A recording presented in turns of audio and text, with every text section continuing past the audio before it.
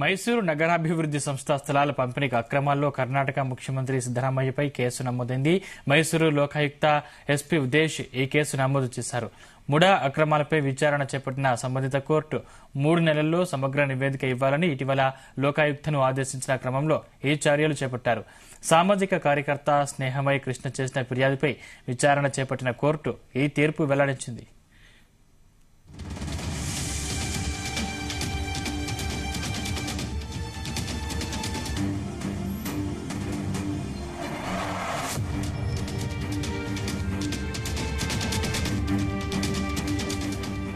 ఈ కేసులో ముఖ్యమంత్రి A1, ఆయన సతీమణి పార్వతి A2, బావమరిది మల్లికార్జున స్వామి A3, భూములు విక్రయించిన దేవరాజు A4, ఇతరులను A5 నిందితులుగా పేర్కొన్నారు.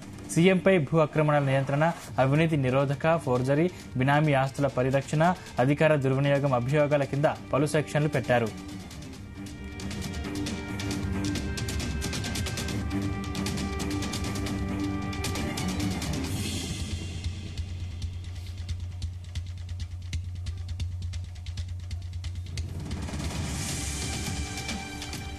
ఈ క్రమంలో తన రాజీనామా కోసం విపక్షాలు చేస్తున్న డిమాండ్పై ఉదయం సిద్దరామయ్య స్పందిస్తూ గోద్రా కేసులో ఆనాటి గుజరాత్ సీఎం నరేంద్ర మోదీ రాజీనామా చేశారా?